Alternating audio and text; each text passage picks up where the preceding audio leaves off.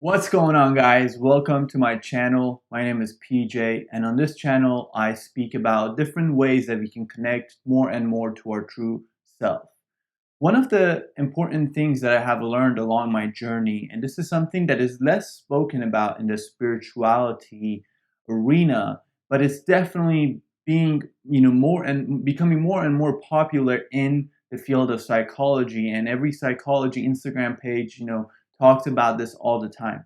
What I'm going to talk about is called boundaries. Boundaries is something that I personally learned only about a year ago, but I can tell you, amongst everything that I have learned in the past year, I would say boundaries are probably the most significant thing. So today I'm going to talk about my own journey of learning about boundaries, how I came to know that I have a problem with boundaries, and what things did I do to set them. And also, I'm going to talk about how you can start setting boundaries in your life and why it's important for you to do so.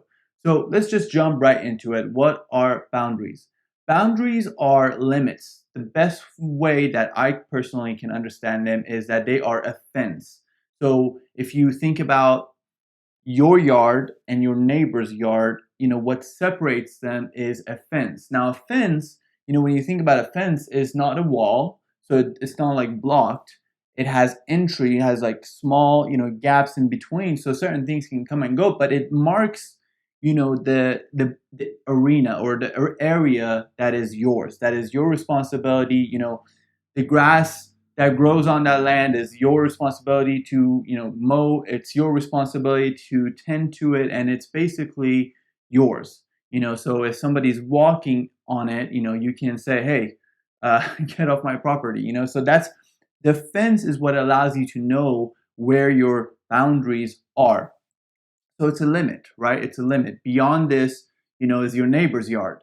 And so if your dog is trying to, go about, playing around and go about his business, like you kind of want to keep the dog away from your neighbor's yard because that's theirs, so you don't want to intrude upon that. But what I'm trying to point to with boundaries is that they are limits. It's where we end and somebody else begins. It's where our emotions end and somebody else's emotions begin. Somebody who doesn't have good boundaries, somebody who has weak boundaries like I did, oftentimes cannot separate between what is theirs, what is their feelings, what is their wishes, what is their agenda, what is their dreams, goals, aspirations, feelings.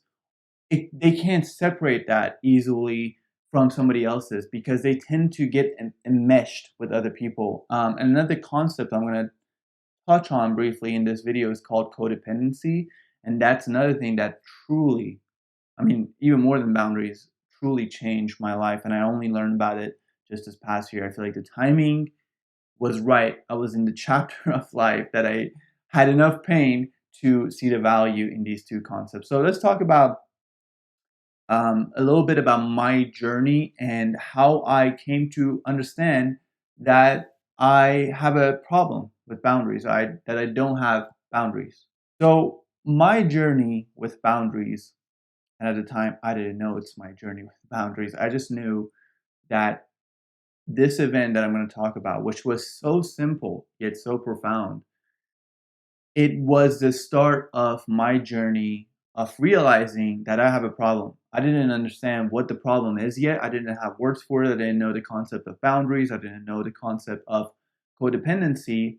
But I just realized in this moment that I have a problem. So about a year ago, I took a trip to go to Canada and visit my family, whom my extended family, my aunts, my uncles, my grandma, and I hadn't visited them since I had immigrated from Iran to the US. I hadn't visited them in 10 years. So it had been a while. But on the way to the airport, to go to Canada, I just was sitting next to a cab driver, and this cab driver asked me one very simple question that rocked me to my core, and I didn't know it, and I'm positive he doesn't know it either. But he was a massive catalyst in my life, and really started he made the first domino fall in a chain of events that followed that really made me realize, hey, I do not have boundaries whatsoever. So he asked me one simple question as we were driving to the airport. He said, "What do you want? Like, what do you want? What are your dreams?" I was telling, we were talking about our lives, and he was like, "What do you want? What are your dreams? What are your goals? Stuff like that." And I started going on about the dreams and the goals of the corporation that I was a part of. I, was going through a list. Yeah, we want to do this, we want to do that. And he listened patiently, and at the end he was like, "But I didn't ask what your company wants, what the people you work for want. I didn't ask you about that. I asked, what do you want?" And in that moment, it was like it was like a glitch in the matrix in my mind. I felt like this imaginary dream that I had built of like being so enmeshed with the organization that I worked for that I literally didn't have any separation, didn't have any limit between where I ended or where the organization ended and where I began. So my desires had become one with the company, which is probably so weird for you to hear. But I was really passionate about where I worked for, so I at the time didn't see anything wrong with me merging with that. But basically he started a chain of events by that question um, that helped me realize I don't know exactly where I end and others begin. I don't know what my dreams are and their dreams are. I don't know what my agenda is, what my purpose is, and what theirs is. And it was a catalyst, a massive catalyst in my journey. And then, going to Canada, visiting with my family after 10 years, everyone's asking me that same question. What do you want? What are you doing? Da, da, da. All those questions that people would ask you if you hadn't seen them in 10 years. And I kept repeating the same thing.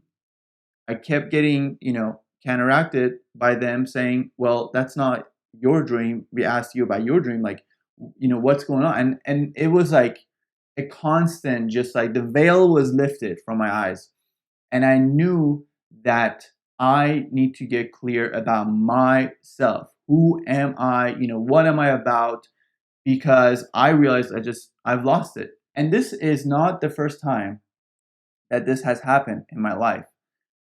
Later, as I'll explain a little bit more about, on my channel, I talk about the Enneagram a lot. And on the framework of the Enneagram, I am Enneagram 9, type 9. And the type 9s are notorious for having weak boundaries, for not having boundaries, for merging with other people's agenda, with not knowing where they end and somebody else begins. They're notorious. Now, add to that another component of my personality type that it's basically called the instincts in the Enneagram. I have a video about it on my channel. You can go check that out. But basically, there's an instinct in the Enneagram called one-on-one bonding.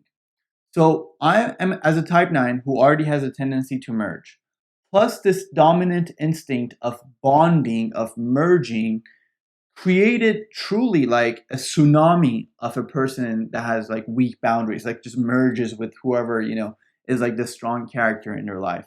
So the events that happened in Canada for me just helped me see these other events in my life, these other times in my life that I lost, a sense of me and got lost in other people's sense of them and thought I am them. Like whoever was my closest friend, uh, whoever was like the dominant character in my life at that point. So when I got home after that trip, which was super long, it was like almost a month long. So you can imagine I kept being bombarded by this question, and in hindsight, I can tell that it was like divinely orchestrated. It had to be that long. It had to be that consistent interruption in my pattern for me to become awakened to this realization. But when I came back home, I experienced just a massive surge of different emotions, negative emotions that I wasn't used to consistently feeling. I was angry a lot. Felt victimized. I felt like I was taken advantage of. And basically, the way I can describe it, the metaphor that comes to me right now is it was almost like I had this pile of laundry. Okay. And it was like, imagine like going to an apartment complex's laundry and there's all these different people's laundry and these different washing machines. But imagine all of them have been combined. So it's a mess. It's like somebody's socks, all this stuff is mixed. And my clothes are in there somewhere too. So what I had to do is like go through all this laundry, all this junk, and really, and figure out what is mine and what is not. And then figure out like a laundry basket, which is a fence, which is like a limit, and put what is mine in there. So you can like think about that laundry basket as like the boundary, like that's my boundary, and then put my clothes, what is mine, what is my dreams, what is my preferences, what is my desires, put them in there. It's so weird when you have weak boundaries because it's like you think you like a certain music, or you think you like a certain person online, an influencer or YouTuber that you listen to, and then you start doing this work of separating yourself and finding your own self, and it's so weird because you realize like some of these things that you think you like, it's because somebody else close to you that you have merged with their preferences likes, and, and then you think you like. So it's a weird situation that you go through. But basically, I was really angry. I felt like I was taken advantage of, and it was a rough couple of months for me of just like sifting through all this laundry to try to figure out what is mine, who am I, what are my dreams, what are my goals, what are my preferences, what are my true desires, what is my purpose, who do I want to be, um, what constitutes me. I had to figure those out, and it was tough. And so as these emotions subsided, the anger, because you basically, it's an anger that comes up when you feel like uh, people have been taking advantage of you. But in hindsight, you can see that like you allowed that because you teach people how to treat you. And boundaries are a way of teaching people your limits so they know. It's like your yard. You tell people, this is my yard, and that's the limit. But if you don't have a sign, a fence, or nothing, can you really tell anyone? Can you really be angry at anyone for not realizing that that's your yard? And trespassing on there. You can't get mad at that. So for me, it was like I realized I did this to myself. I put myself in this position where because I wasn't clear about my boundaries, I wasn't clear about my limits, I was in situations in my life that I didn't find pleasing. So I was in all these situations that when I became awakened to this situation that I'm like not sure about who I am and what I want, I was really angry. And for a while, what I had to do is like I really pushed everyone away because it was like I just like had to go to the extreme of the opposite. So if my tendency was to merge, then I had to completely separate myself, and I really like pushed people away. I really wanted to be alone to figure out what's going on with me, who am I, and the anger that I felt, that just it just lasted for a while. Like the feeling of victimization, the feeling of like being taken advantage of, that stuff lasted for months after kind of realizing what was going on for me. And it wasn't until these emotions subsided that I realized, I wasn't a victim. I just didn't have boundaries.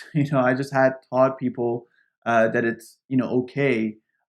Basically, I had given consent to be in certain situations, so it wasn't like they were taking advantage of me. I had chosen to be there, and put myself in those situations. So I went through a period though where I went to the extreme of what I would call selfishness. All I care about is like me, and some of those desires were not really even like yet clear about what I want. I just was like, you know what? I'm just gonna like completely focus on me, because before that, I wanted to focus on other people. I wanted to be a quote unquote good person, a loving person who cares about the needs of other people, who cares about other people, who puts himself last, puts other people first, and I went the opposite direction. I had to go the opposite direction to heal. So basically it's like somebody who eats steak every day, and then they realize that their body has become like really acidic because steak is very acidic. So they go the opposite way and become raw vegan, and then their body becomes like super alkaline. So that kind of throws off things too. So ultimately though, by going to the extremes, you can find a middle. At least that's how it works for me. So in my beginning stages of trying to find my boundaries, where I end, where others begin, I had to go extreme. And I'm not necessarily suggesting that. I figured out better ways to go about it, but it's the true story of what happened for me. Um, Through those extremes, I came back to the middle. So as I was going through this process of sifting through all this laundry and figuring out, who am I? I was lucky that I got introduced to the Enneagram. I mentioned that before, that I figured out I'm type 9. But it was just like a very, lucky coincidence, a divine intervention that I got introduced to Enneagram, and it helped me see that, I'm a type 9. Type 9s tend to get their identity tends to get like faded into the background and like they merge with other people. So it's like who are you? It's not really clear who they are. They become super close to other people and lose themselves in whoever is like a dominant character, whatever they want, and so on and so forth. So I got introduced to that, and I'll put a picture of my Enneagram test results that I took, and it basically shows that my primary type by a lot is type 9, which is notorious for having weak boundaries. Then my secondary type, most dominant, is type 2, which is also notorious for having weak boundaries. So it was like just an extreme amount of weak boundary going on, and that's what that those test results really show. But even then, even with the Enneagram, I still didn't know the word boundaries. I didn't really understand the concept.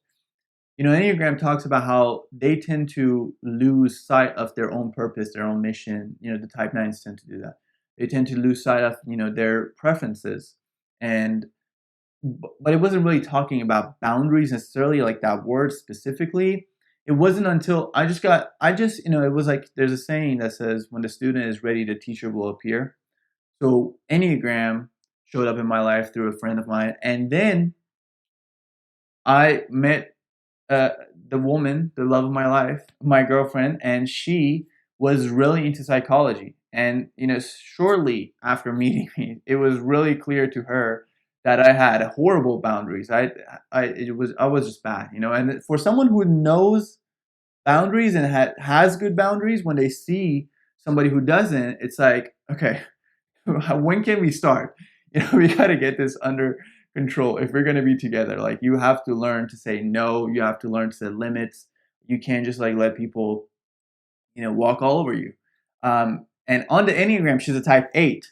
So type 8s are like the most boundary. They have like the strongest boundaries. Then them and type 5s. But basically, they're like it's like type 9s and 8s get attracted to each other.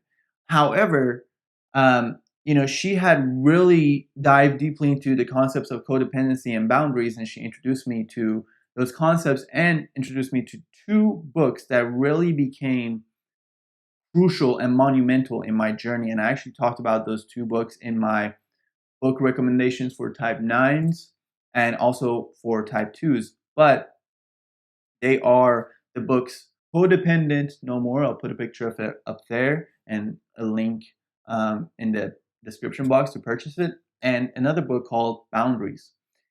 I actually learned a lot more from Codependent No More than like bound.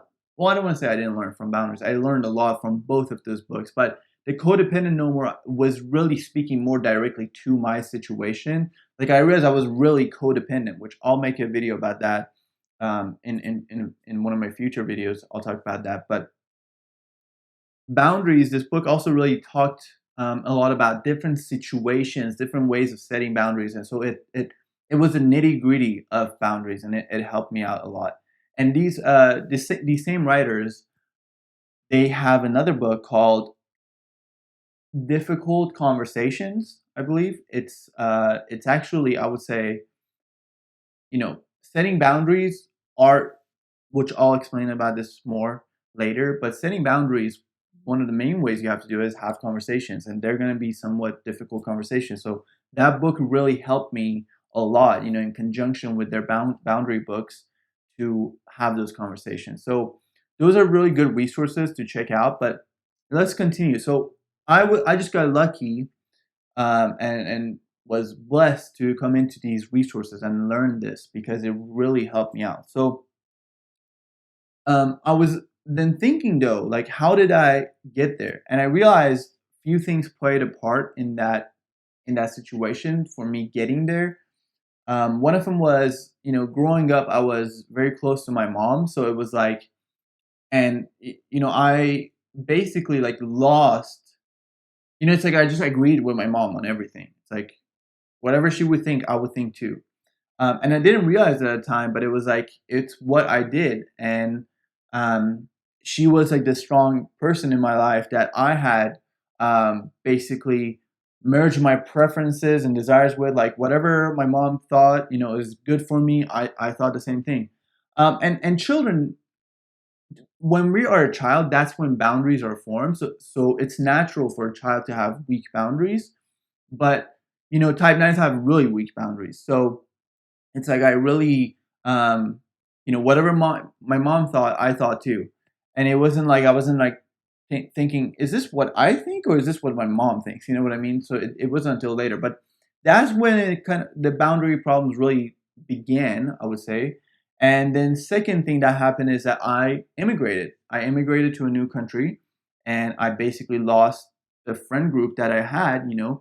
So I had to make new friends, and I really was afraid of like being alone. My first day in high school cafeteria, I remember I ate alone, and I was like 16. And before that, I had a lot of friends. And so that day was just like, I was like, I will become whoever I need to become, whoever would be considered cool in order to have friends and never experience this again. So I literally was like, no boundaries, whatever, preferences, desires other people have, like I'm gonna act like I have them too, so that I, build a friend group. That after high school is when I really started realizing like I don't know, I don't know who I am. That was like the first time it really hit me. So I had to like sit down with myself and figure out who am I. But this is why I said it's happened throughout my life. But I'm really wanting to go through this journey because I believe somebody who's watching this may be, relating to these experiences and have gone through the same thing. So in this boundary video, I really wanted to talk about people who experience lack of boundaries in this way, because I'm sure there are 1,000 different situations where boundaries come into play. But I really wanted to make this video for people who feel like they don't have a clear sense of self. They don't have a clear sense of their limits, where they end and other people begin. Really, I would say, in Enneagram language for type twos and type nines, more so even for type nines, because like I said, they are notorious for having weak boundaries. So that, so my situation, or my relationship with my mom, my immigration, my move to the United States, and thirdly, I got into spirituality. I got really big into spirituality. I still am, but in spirituality, they really talk about oneness. And this is fuel to the fire for somebody with weak boundaries. And I ate it up. Like I just loved it. I was like, yeah, we're, just merge with everything, become one with everyone and everything. Like who needs a me when I can just, we're all one. Like, what are we talking about? Why even be me? And I have noticed a trend, and I'm really glad that this is happening in the spiritual community, in spiritual uh, discussions, that this concept of boundary is getting brought up more and more. And two people, I would say, are coming to my mind right now that are really, they are like, I loved when I saw these two people, start talking about this. One of them didn't really talk about boundaries that much. Aaron Dowdy, he's a YouTuber, and I love his videos, but recently he's been making a lot more videos on boundaries. And he's been learning the same thing I started learning, as someone who was on the spiritual path, a spiritual seeker, that like, wait a minute, like it's cool to talk about oneness and like we're all unity, we're all one, but it's only cool if you know who you are. It's like if you're merging with other people but you don't know who you are, it's like you need both. Like we are at the end of the day in these physical bodies and these separate beings having this experience, and it's both. It's like, yes, on a quantum level we're all one, but then on a physical level we're all separate. So like you have to acknowledge both of those perspectives. And I'm sure a lot of spiritual seekers fall into that trap of just going all the way to the extreme of oneness mentality. So I love that Aaron has been talking about this a lot more. And then the second person I was going to mention, who just came out with a book, which I'm sure is amazing. I haven't read it yet, but her name is uh, Dr. Nicole LePera. She's known as the holistic psychologist on Instagram. And she, holistic psychologist, it's like, I love that, because what I realized too is like spirituality without psychology is incomplete. Psychology without spirituality is incomplete. I used to just have spirituality, no psychology. Then I got through the Enneagram, which is really both in a lot of ways, psychology and spirituality. I got into it. But, Dr. Nicola Perez, she talks about that a lot on her Instagram page, and I'm sure in her book. And she has a phenomenal YouTube video on boundaries as well, which I'll tag down below. You can check it out. And that's a real expert on the topic. I'm just sharing this as someone who had really weak boundaries and learned this life-changing concept and start implementing it and start seeing changes. So I'm sharing more from that perspective, but her video is also amazing on that, so I'll tag that below. But these two people, I've noticed, I'm like seeing this as a trend that people who also talk about spirituality are now talking about boundaries, because we're all learning how important that is. And a lot of times we learn that through pain, experiencing a decent amount of pain. So let's go into my next point that I want to mention, which is why you should set boundaries, why it's important. The reason I placed the why before the how in this video is because if you are not clear about the why, you are going to stumble and fall when you go to set boundaries. Because when you go to set boundaries, you're going to have to sometimes have difficult conversations. You're going to have to confront people who are used to treating you a certain way that you've taught them to, and now you're going and changing the rules on them. Like, hey, I know before I was like this. Now I'm saying I'm going to be like this, and I'm not going to do certain things that I used to do. So that's going to bring up different reactions in different people. So you have to be very clear about your why, so that you don't fall and stumble when you go to set the boundaries. So let's just go over some of the reasons why I think it's important to have boundaries. As someone, if you're watching this, as someone who may have had weak boundaries, you're going to struggle to convince yourself that it's okay to set boundaries. I know this personally because I went through this. It's like I really struggled with convincing myself that I am worthy of boundaries. I am worthy of having limits, that I am worthy of setting boundaries and enforcing them. It took me a lot of just like mind, convincing myself up here, because you've been convincing yourself and maybe have been told from, the external world that it's not okay to have limits. It's not okay to say no. It's not okay to enforce boundaries. But you have to overcome all that programming, and before you can even jump into setting boundaries. So that is really important. As someone who maybe has a struggle with boundaries, you have to first just know that you're going to have a hard time really believing that you're worthy of boundaries. But let me tell you this. You want to become your own person. Everybody would benefit from you becoming your own person. Nobody wants to interact with just another one of them. They want to interact with the real you. But as long as you don't have boundaries, they're not going to see the real you. They're going to just see a copy of themselves, and not a good copy at that, because we can never be a good copy of somebody else. We can just be the best version of ourselves. And so people, if you don't have boundaries, they're just going to interact not with the real you. And it's a gift. Your real you, the unique you, is a gift to this world. And boundaries allow you to bring that out. So one of the ways that you can convince yourself that it's okay to set boundaries, that it's good to set boundaries, is that through boundaries, you become your own person. And that's a beautiful thing, and that's a gift to everyone. So that's another, why that comes to my mind. Now, another point, another why, is that oftentimes people who don't set boundaries, who have weak boundaries, they think that the the loving thing to do is to always care for other people, put other people first, put yourself last. And maybe through all kinds of different programming, societal, maybe religious, different ways that we've been, we believe that it's better to put other people first.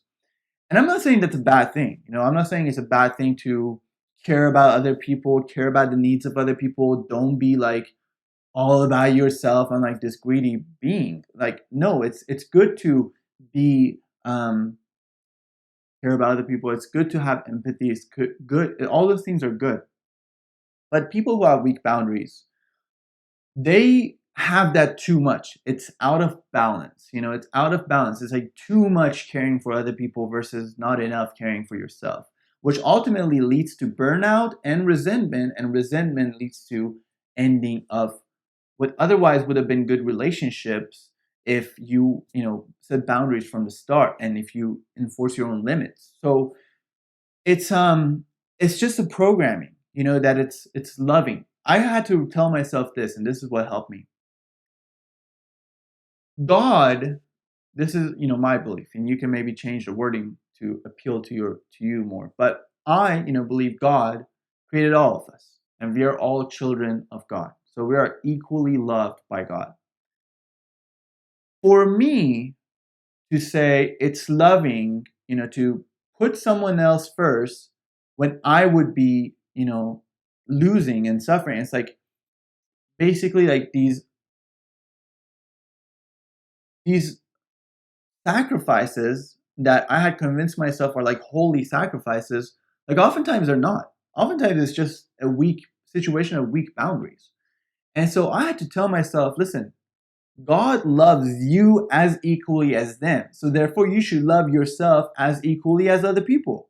Like it just makes sense. It's like equal, like let me love myself. And I'm not going to go and not love other people. Like I'm going to love myself and other people. Not just love other people, don't care about yourself. Both. It's both. It's like yin and yang. It's like, you need the polarity. You need both.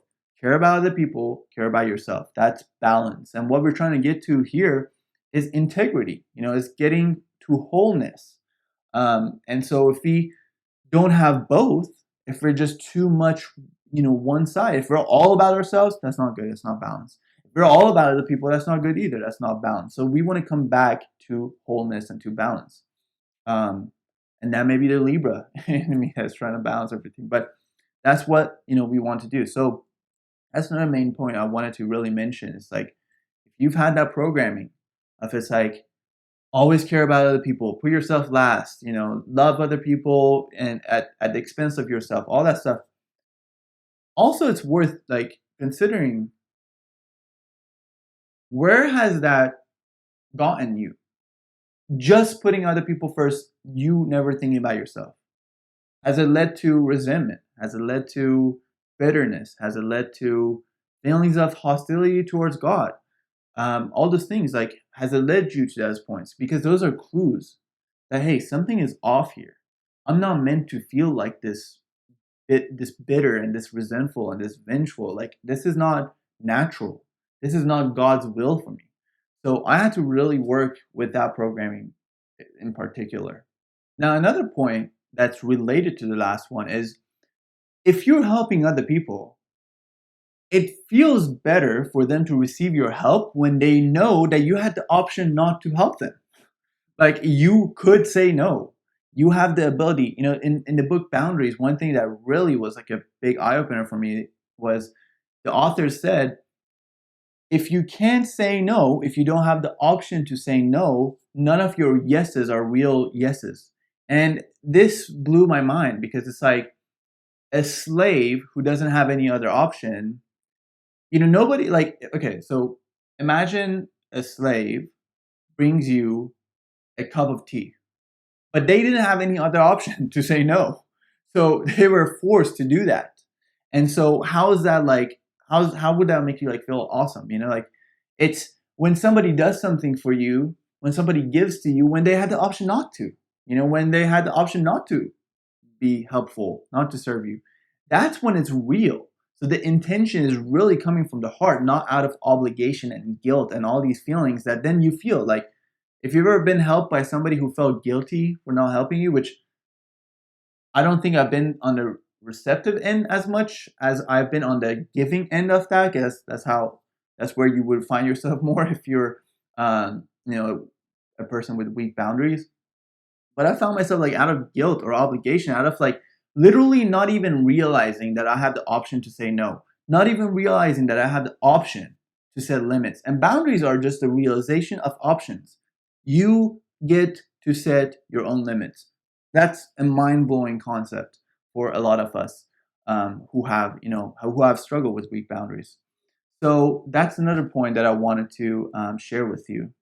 And the last point that I want to discuss with you as to why it's good and it's important and it's holy for you to set boundaries. And that's this: resentments are oftentimes what end up ending what otherwise would be a good relationship, a solid relationship. And resentments get built up from time after time after time of one of the parties, or maybe both, feeling like they are not heard, they're not listened to, they're not, they're taken advantage of, and they just become bitter. And at that point, it's really hard to turn the ship around. It's like Titanic. It's like hitting the iceberg. At that point, it's like really hard to change course. And a lot of times, a good relationship dies from resentment, and that could have been avoided if, when you were going into a relationship or at any time in a relationship before you hit the iceberg, you get clear about your limits and you do the work to figure out what you want, what your desire, what your limits are, what your preferences are, and you have the conversations that you need to have. You initiate the conversations, you set the boundaries that you need to set, and you enforce the limits that you need to enforce. That could prevent good relationships from ending from resentment unnecessarily. So that is the last why I wanted to share with you. And I know I talked a lot about the why because, trust me, it's going to get hard. When it's good to know it's going to get difficult to set boundaries, especially for someone who hasn't set them before. It's like doing anything you've never done before. At first, it's going to be difficult, right? So, and you need a lot of convincing that this pain, this growing pain, is worth it. This is leading to good fruit. You have to believe that so that you can push through those hard times and do what you need to do, set those boundaries that you need to set. So now let's jump into the meat and potatoes of how to set boundaries, some of the steps that you can take to start finding your limits and setting the boundaries. So the very first thing that I think you should start, thinking about is, what do you want? What are your limits? And honestly, it feels good and it's important to start with big picture. Start thinking about what you want in life. What do you like? All those things. Like, get very clear about those. And it's okay if you don't know the answer to that. Like, when you get asked, what do you want? It's okay if you don't know the answer to that immediately. It's okay if you take your time with finding that. It's important to know what you want so you know where your limits are. You know what I mean? It's like, if I know that I want to lose weight, for example, like, I need to, because I know that helps me know where my limits are. It's like, okay, you can consume these many calories today. If you want to, lose this weight, if that's your goal, when you are clear about that, you know where your limits are. So it's important, in my opinion, to start with big picture. I want this life. That is my dream. This is my vision. This is what I want. From there, it's like you're working from the end to basically you're reverse engineering. You're thinking about the end and you're working backwards. So from there, you can kind of bring it back and bring it back and bring it back. And then it's like you get clear about it and then you realize, okay, my limit is I get clear that I want to spend more time with, quality time with my family. So that means I have to enforce a limit with myself. That's a boundary you set with yourself, because that's another thing. Boundaries also apply to yourself too. You set boundaries with yourself.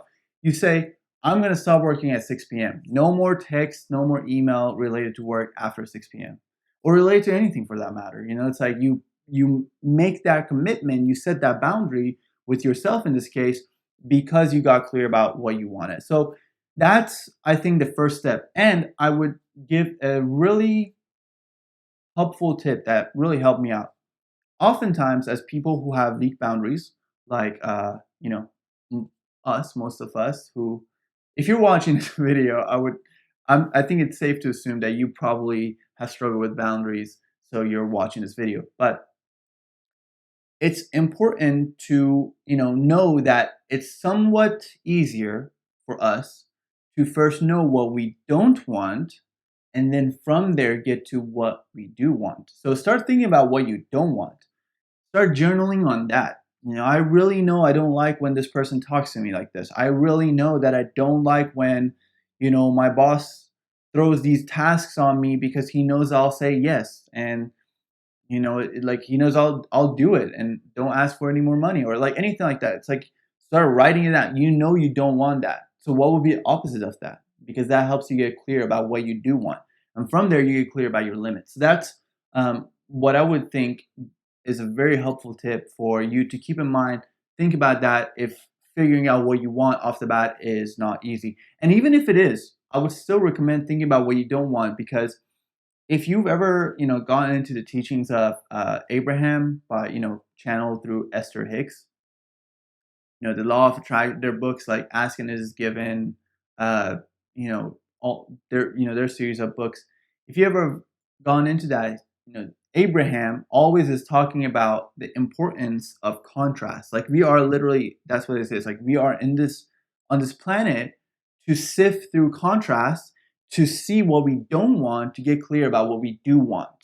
So it's actually a beautiful process, and it's actually an important process. Even if you're clear about what you do want, what you do not want is constantly giving you contrast and helping you clarify what you do want. So oftentimes it's as advantageous to think about what you don't want to get to what you do want. So now that you've gone clear about those, now that you know the limits that you need to set with yourself or with other people, going back to what I said earlier about, like, if you realize, hey, I want to spend more quality time with family, and if you have a boss that has a tendency to keep you at work after 6 p.m. or whatever, and you're not obligated to do that, but you think you are, because that's what people with weak boundaries think. We think we are obligated to do things that in reality we are not obligated to do. So what you want to do is, in that situation, that's a boundary that you have to set with somebody else. When you have to set boundaries with other people, the main way that you have to set them is through having a conversation. And now there are two situations, or when it comes to having a conversation, there are two, I would say, conversations, categories of conversations, I would say. One is conversations that you have to initiate. Those, you're like, okay, so like that conversation with your boss, like maybe that has to be something that you have to initiate to set that boundary. Like you have to say, hey, can we talk on Thursday from like 4 p.m. to 4:30? So you give that clear time frame. That's an important point too. Like when you're about to have a conversation related to setting boundaries, try not to leave it open-ended. Like, hey, can we meet from this time to this time? That's a boundary in and of itself. That's a limit in and of itself. And so be clear about that, because these things can drag on, and when they drag on, it puts you at a disadvantage. So just be aware of that. That's an important thing. So some conversations you have to initiate. Some conversations may you may just like start changing your behavior and then see if a conversation gets brought up. Because sometimes you think something is a big deal, like you think a boundary is a big deal in your head. And as people who are bad with boundaries, like what we think is a big deal is literally oftentimes nothing to somebody else. And it's amazing when you just start changing your behavior and setting these boundaries, and then they like didn't even blink. It's like it's literally just another day for them. Like they didn't even feel the need to have a conversation about you about it. They were just like, oh, like cool, now they're doing this. So just be aware that like some conversations you have to initiate, some conversations you can just change your behavior and see if it gets brought up. And more often than not, it probably won't get brought up. It's a bigger deal in our minds than it is in more other people's. So now, these are some notes, some points that I have on boundaries set through conversation, some things that I have found helpful that I want to share with you. So going back to what I was saying about, some conversations you have to initiate, some you can just change your behavior and see if it gets brought up. Another point is when we're figuring out our boundaries, when we're doing, what I was talking about earlier, a lot earlier in the video, about how I didn't know what I want. I had to figure out my goals, my dreams, my ambitions, my purpose, all those things. I had to like figure out what I like, what I don't like. When we start figuring them out, then we might feel this urge to go like tell the world about them and like have boundary conversations with everyone. And it's like, you shall not do this now. You shall not do this. And it's like, okay, first of all, calm down. It's important to like allow those first emotions to subside. So you always want to approach these conversations from a rational, non-emotional place, because emotions can just ruin these kind of conversations. So you want to be clear of that. So that's what I wanted to say. It's like you don't have to just run out and confront everyone. Allow the emotions to subside, and then from that clear state of mind, you can see what emotions still need to, not what emotions, what conversations still need to take place, and what conversations are not, needed. You don't have to do that. So that's an important point to keep in mind. Another point I wanted to mention is that when you are going to have a conversation about setting boundaries, get very, very clear about your points. Literally imagine you're about to give a presentation in front of like a group, and you don't want to mess it up, so you want to get clear about your points. It's like just also like you don't have to over explain. That's another thing, that as people who have weak boundaries, like we feel obligated to explain way more than we need to, because we think we think we have to, but we don't. So it's like, just say, hey, this is like that conversation with your boss. Hey, I've decided to, from now on, I want to value, quality time with my family. So after 6 p.m., I will not be available. Now, that you had your points clear, and you already had set a limit for that conversation, right? Time limit. So it's like you just go in there without emotions. You don't want to go in there and be like, you never see my worth. You never treat me right. You never like. You always dump these tasks on me. Like you don't want to go in there with that. That is not effective boundary setting. I know it seems so tempting, because you want to just like get all this stuff out. But like I said, allow all those emotions to subside. Anger, resentment, like vengeance. You don't want to go into these conversations with that.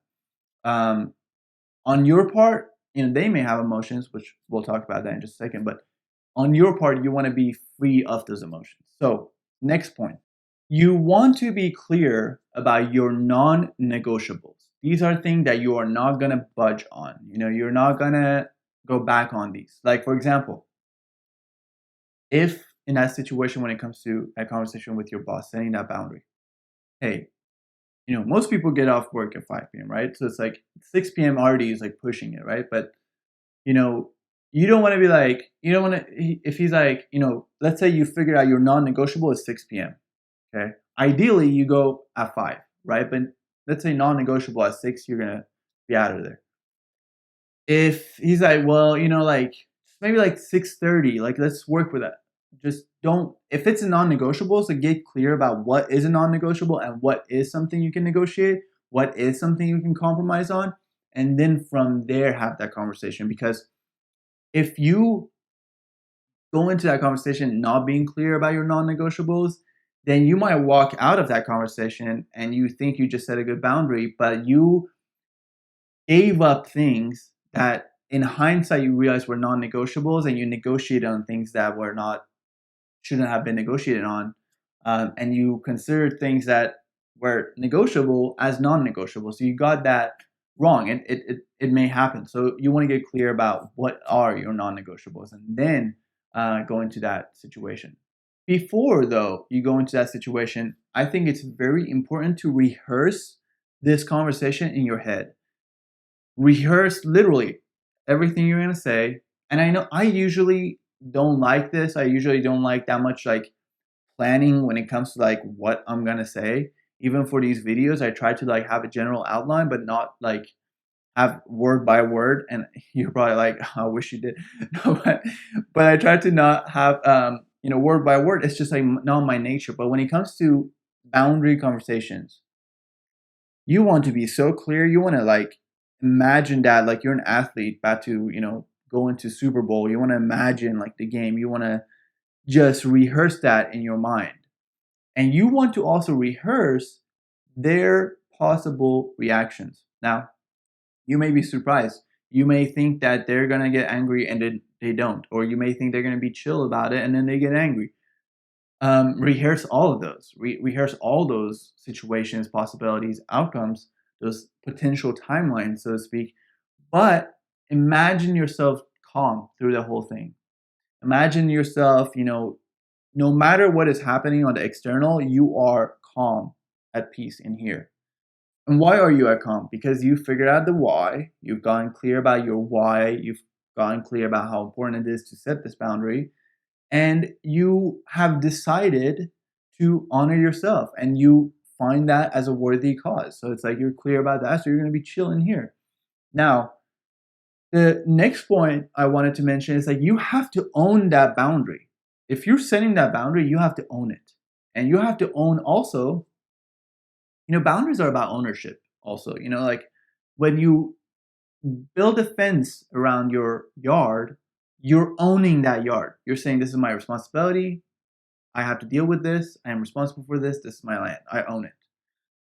So boundaries are about ownerships. And when you're going to have a conversation like this, you want to own the consequences. You want to take responsibility for the consequences of this. So you don't want to go in there like wishy-washy and, like you go and have that conversation with your boss and you're like, hey, so like I was thinking, can I like go home at 6? And he's like, no. And you're like, okay. And you walk back. Like, no.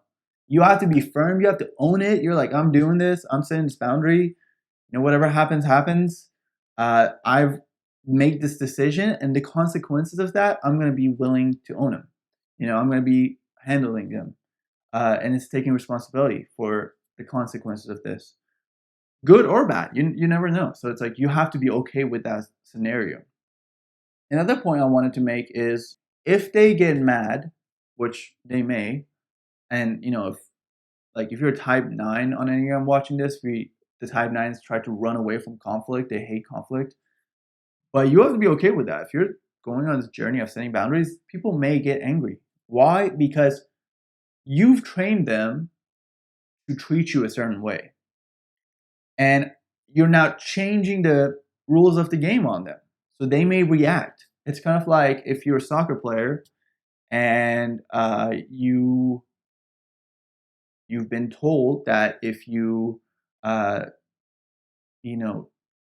tackle someone in that box, in front of the goal, then they get a penalty shot. And then imagine somebody comes and says, hey, from now on, if you tackle anyone anywhere on the field, they get a penalty shot. And then you're like, they may, throw a fit.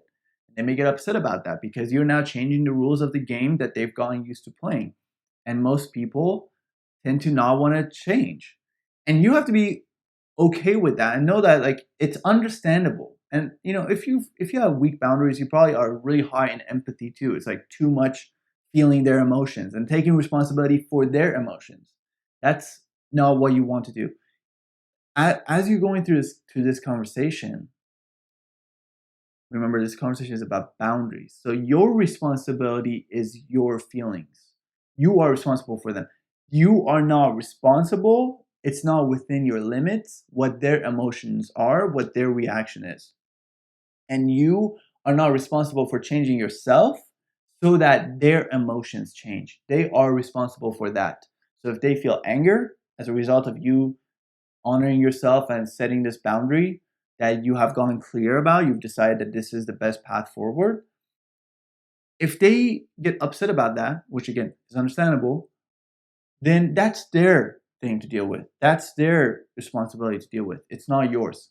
So don't try to change and go backwards because that's going to weaken your position. It's done. Like they're like, oh, I can just push this person a little bit and then they go back. It's like if that boss is like, hey, what about like 6'10"? And you're like, oh, okay. No, like be firm, be firm with those boundaries and do not apologize. I know it's going to get so hard not to apologize. Like, hey, I don't want you to call me anymore after 6 p.m., but I'm sorry. I'm sorry. Like, no, don't do that. That is not a good look. That is not a good situation. It makes you appear weak, right? And as you're setting boundaries, you're stepping into your power. So own it. Like, be like, yo, I've decided I'm going to do this. I'm going to have these limits. That's it. It's end of conversation. And so that's an empowering thing for us to do as people who have had weak boundaries for a long time. So just own that and don't apologize. And do not fall for guilt trips. Guilt trips are almost like the first strategy to get you to go backwards on your boundary or on your new limit that you've set. But don't fall for them. Expect them, but don't fall for them. It's like going back to being, this is non-negotiable. I'm not going to negotiate on that. And just don't go backwards on that. And the very last thing is you have to be willing to carry the consequences of this boundary. And that's what makes you able to set it in the first place. If you are, let's say, like, if you think, hey, I'm going to go and talk to my boss about this, time, like after 6, I'm not going to be here. You have to be okay if he's like, well, fine, I don't even need you, and then fires you. And then you're like, well, I didn't, I just wanted to set a boundary, and like now that I'm fired, you have to be okay with that. You have to expect the consequences and be okay with them. And don't go into that conversation until you're ready to like, wherever the chips fall, like you're cool with that. Until you're at that state of, ideally, I want it to go this way, but if it doesn't, I'm okay with that too. Like that place of non-attachment, but being like okay with each situation, that neutral, like that's where you want ultimately. And so just be rehearsing that too and be okay with that. And just know you can handle it. You're a strong being. You're a capable being. You're a powerful being. You can handle the consequences. If you decide to honor yourself and someone doesn't like respect that, then you don't want them in your life. That's another thing you learn when you start setting these boundaries. It's like, dude, if I set a boundary and somebody leaves my life, like were they really meant to be in my life anyways? Do I really even want that? Like you have to be okay if you lose friends. You have to be okay if you lose whatever. Like you have to be okay with that because you want to become sovereign. You want to become your own being. Like if people have been living in your limit, rent free, and then you put up these walls, these borders, these fences, these limits, and you're like, if you are within this limit, you're gonna pay me rent. And they're like, dude, no, like whatever. Like then you're like, fine, like leave. That's it. That's what it comes down to. And you're okay with that. You're okay with the consequences of that. And just know it's worth it. That's what I want to say as the last thing to you. Like this journey of setting boundaries and enforcing them may be difficult at times, especially if you're used to not doing it and people pleasing your whole life. It's going to be difficult. It's going to feel like, just like, I don't want to do it. But it's going to make you a better person. It's going to make you you. And the world wants you. We want to meet you. We don't want to meet the people-pleasing version of you that doesn't know who they are and just puts up with whatever people throw at them. No. become your own person and know that's a gift to the world. Like, I believe God wanted to extend itself and have more experiences for itself through these unique forms called us. And no two beings have had the same experience, even if they lived in the same house. No two beings. And so for you to become your unique self and express that uniquely, it's a worthy thing and it's a beautiful thing and it's gonna feel amazing. Trust me. Like, I know you may have just like met me on YouTube, but trust me, this thing has changed my life and it was hard, but it was so worth it. So I believe you can do it and just know that, when you set those limits, you can enforce them also. Like if you say, hey, like for example, if your brother is living in your house and it's not paying rent and you're like, hey, 2 months from now, I expect you to pay half of the rent. You live here, I expect you to pay half the rent. And say, if you don't, I'm going to kick you out. When 2 months from now comes and he's still not, he's still not paying you rent, be okay enforcing those consequences. Because if you don't, they're not going to ever take you seriously. It's like, yeah, he says he's going to do that, but he's not going to do that. Like, you have to be okay enforcing that, and you can do it. I believe in you, and thank you for watching this video. I hope that when I hear from you in a year from now, if from what I've shared in this video, you realize you do struggle with boundaries and you may have weak boundaries, I hope that when I speak to you next, in a year from now, in 2 years from now, your timeline is your timeline. It might be like a month from now, it might be a year, or maybe 10 years from now, that you decided to do this favor for yourself because it's going to be a great gift that you can give to yourself. So I hope this video was helpful. I hope that it provided you with valuable information to create transformation in your life by implementing it. And if you had any questions regarding anything I shared, again, I'm not an expert on boundaries. I'm just someone who struggled from not having them and learned their importance and figured out and decided to start setting them. So, but if you have any questions, please comment down below. Let me know what your questions are, and I'll do my best to help. And if I can't answer it, I'll provide you with resources that could answer it better than I could. So I appreciate you guys. Thank you for watching this. If you enjoyed what I shared in this video, please like this video. That helps me know what topics resonate with you. And if you want to see more videos like this one, please subscribe, as the YouTube algorithm definitely prefers to show you on your homepage on YouTube, channels that you're subscribed to. So if you want to see more videos from me, please subscribe. Other than that, I appreciate you guys spending this time with me. Oh, and if you want to get more content from me in written form, please subscribe to my newsletter. The link is down in the description. And besides that, all the links to videos, resources, books I mentioned are all going to be down in the description below. So again, thank you. My name is PJ.